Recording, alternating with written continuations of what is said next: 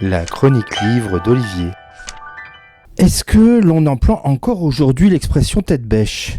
Elle peut paraître quelque peu vieillotte, voire désuète, symbolisant un autre temps et surtout une autre façon de s'exprimer. La locution tête bêche est un faux ami, parce que son origine n'a rien à voir avec un outil connu. Quand elle est utilisée, c'est dans le champ de la logistique et du rangement que l'on se trouve, mais rarement dans celui de la littérature. Et pourtant, le roman tête bêche existe et c'est une forme de livre associant deux récits que le lecteur retourne à un moment pour lire la suite. Gareth Rubin a fait ce choix formel avec l'énigme de Turnglass, traduit de l'anglais par Michael Bellano et paru chez 10-18. On est en Angleterre, province de l'Essex, en 1881. Le docteur Siméon est sollicité par son oncle pour le soigner. Il est persuadé, se dit oncle, d'être empoisonné et fait venir son neveu chez lui sur l'île de Ré, plus particulièrement à Turnglass. Dans le coin de la bibliothèque, une cage de verre dans laquelle semble vivre une femme qui lui dira pourquoi elle se trouve dans cette prison de verre. Siméon trouvera peut-être quelques débuts de réponse dans les écrits de son oncle.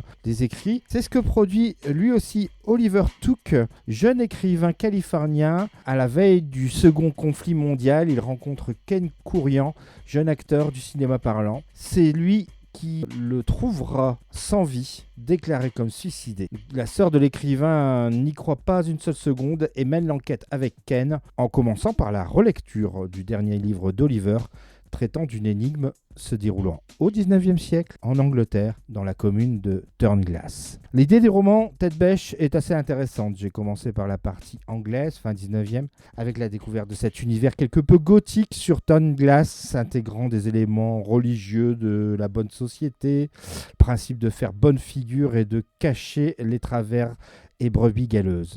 Mais cette partie s'étire beaucoup trop, et il faut avoir envie de découvrir la mécanique narrative d'imbrication du second récit pour poursuivre la lecture. Partie rouge de la couverture, avec justement la partie californienne. Elle est beaucoup plus rythmée, enlevée, avec les liens qui se font à travers les mots et le sens du roman clé d'Oliver.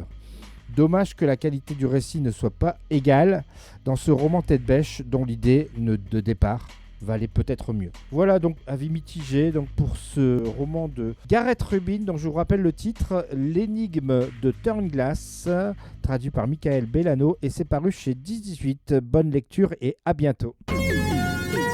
C'était vraiment très intéressant.